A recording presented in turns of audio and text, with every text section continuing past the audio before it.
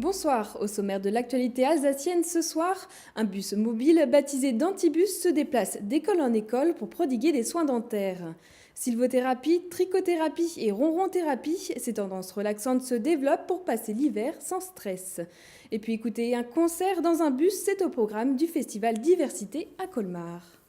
Mais pour commencer, nouveau rebondissement dans l'affaire Stocamine. Alors que le gouvernement a fait le choix de ne pas extraire les déchets toxiques dans le sous-sol de Wittelsheim, le combat des opposants continue.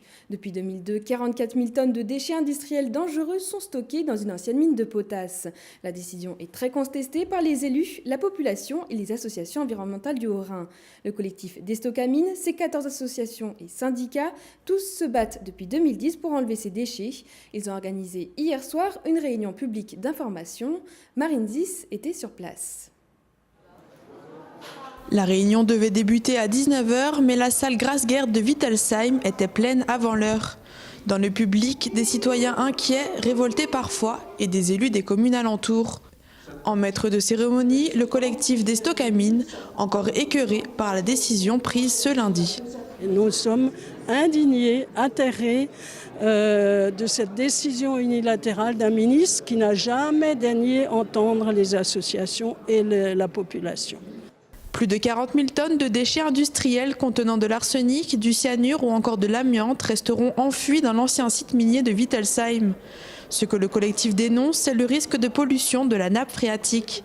À leur côté hier soir, le maire de Wittelsheim, mais aussi deux députés haut-rhinois, Raphaël Schellenberger et Bruno Fuchs, à l'origine d'un rapport parlementaire qui préconise un déstockage total des déchets. Je pense que maintenant, si on veut être entendu, si on veut que nos arguments soient entendus par le ministre et par son équipe, il faut que les élus locaux se mobilisent. Si le ministre voit qu'il y a une très grande cohésion et force collective qui s'organise sur le territoire, il va écouter. Mais c'est vrai que de Paris, on ne perçoit pas jusqu'à présent sur Stocamine une mobilisation extraordinaire. Le dossier est très grave, mais la mobilisation, pour l'instant, pour être entendue, est à mon avis encore insuffisante. Donc c'est ça qu'il faut arriver à générer dans les semaines qui viennent. Plusieurs propositions ont émergé du public hier pour tenter de faire revenir le ministère de l'écologie sur sa décision. Vous prenez une combinaison blanche, vous mettez des autocollants et vous allez au conseil municipal. Croyez-moi, ça sensibilise les gens.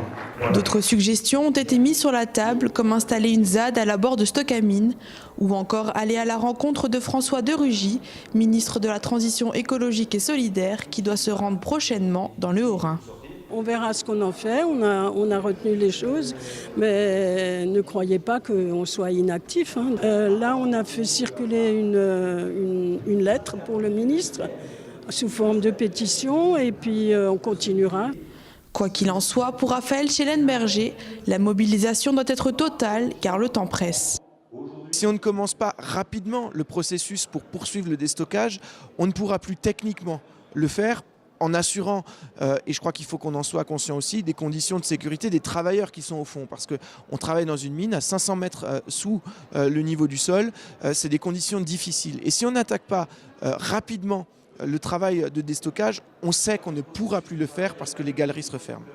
Le rapport du Bureau de recherche géologique et minière sur lequel s'est basé le ministère pour prendre sa décision indique que le déstockage des déchets est possible mais complexe et onéreux. Enlever les déchets coûterait entre 250 et 400 millions d'euros, les confiner environ 80 millions. Vos enfants ont-ils peur du dentiste? Depuis la rentrée Dentibus, un cabinet itinérant se gare dans les cours d'école pour soigner les dents des plus jeunes. Ludique et coloré, les enfants s'y sentent à l'aise. L'enjeu, faire de la prévention et apporter un service de proximité. Plus d'explications en images.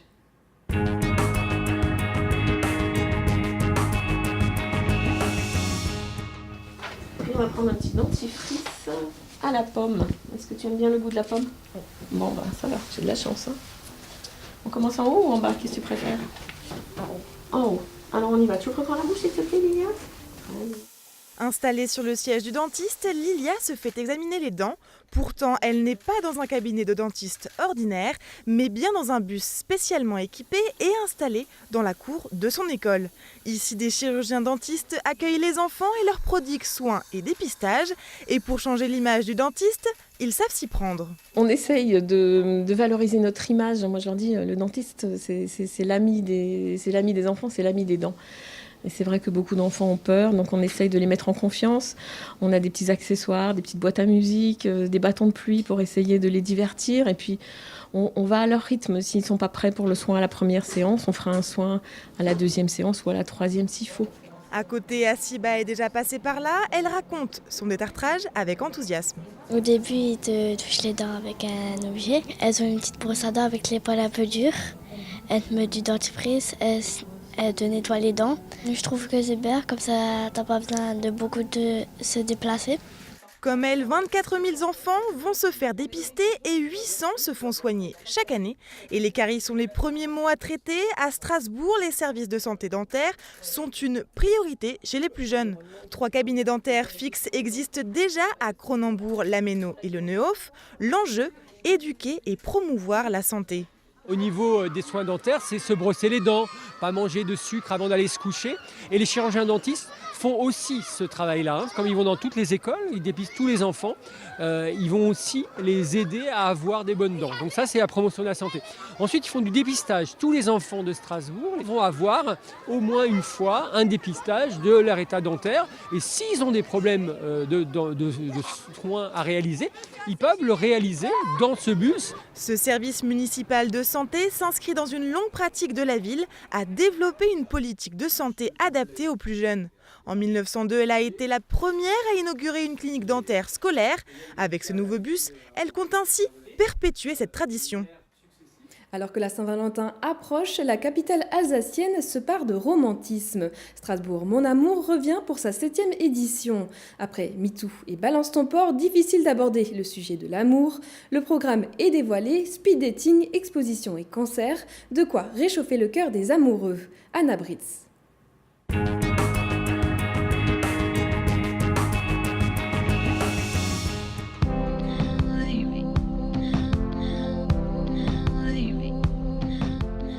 Dans la capitale alsacienne, l'amour dure 10 jours.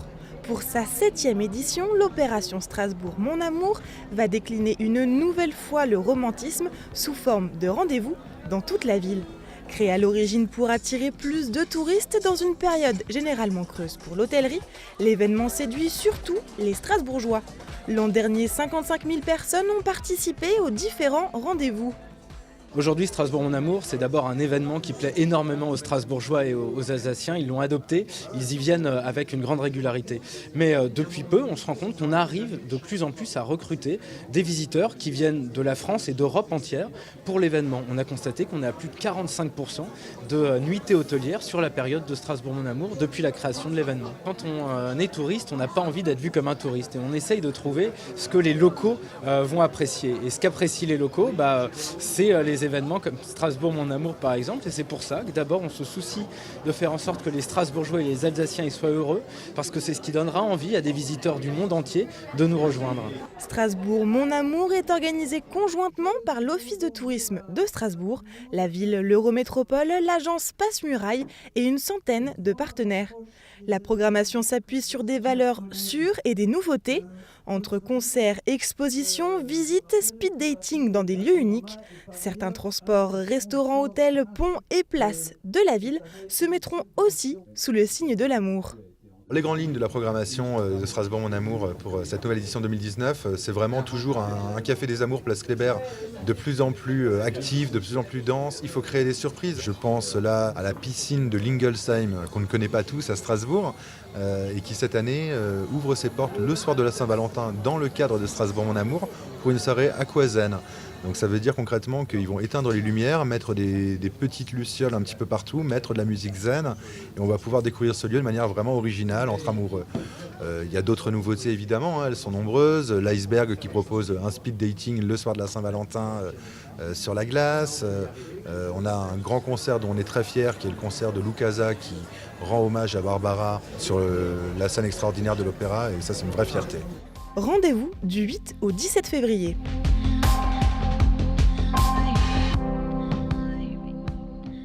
En ce début d'année, coups de fatigue, déprime ou stress peuvent parfois prendre le dessus. Alors, pour démarrer 2019 du bon pied, Cécile Motz a expérimenté 3 activités pour se relaxer.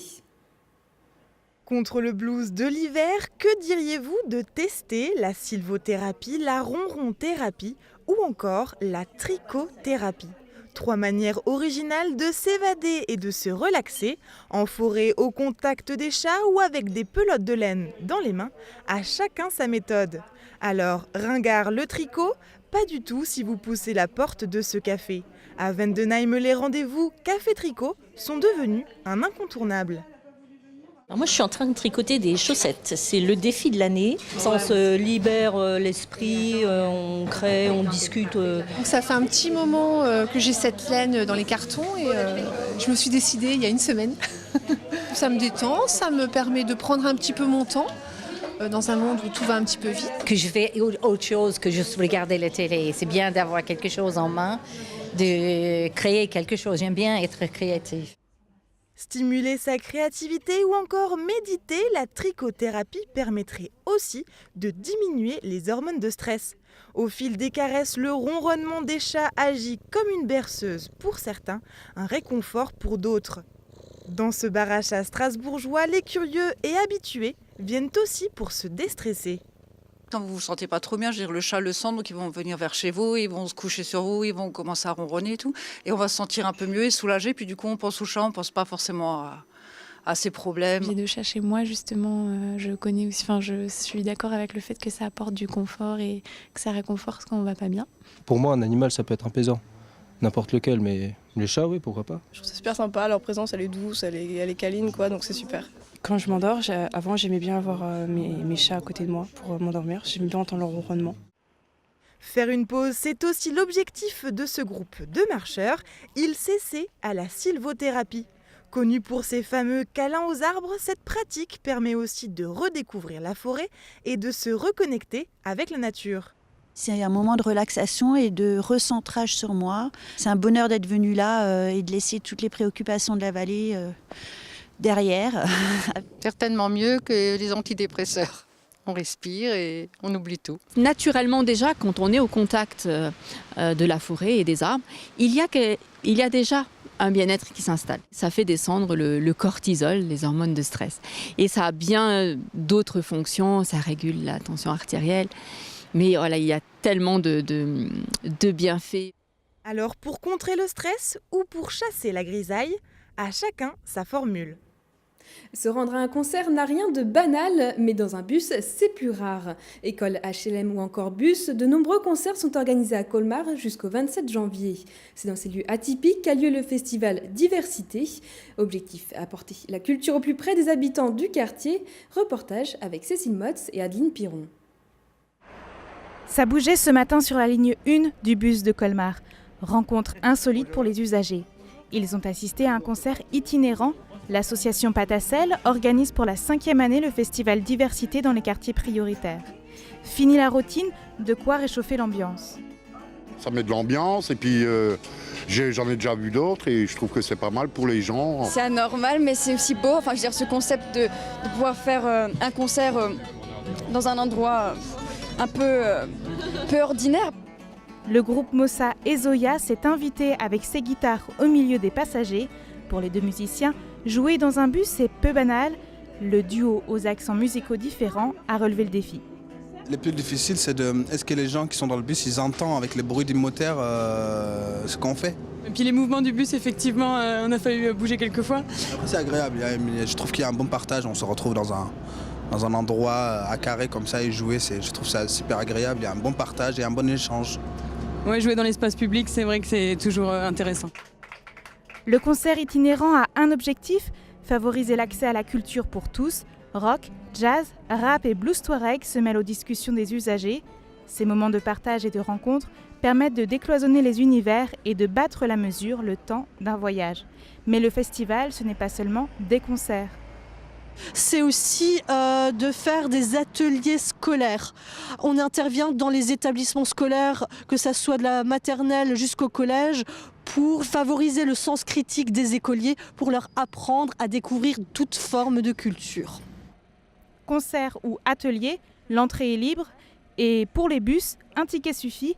1500 à 2000 personnes sont attendues pour l'événement qui a lieu jusqu'à dimanche. Place à l'image du jour d'Olive et Anne.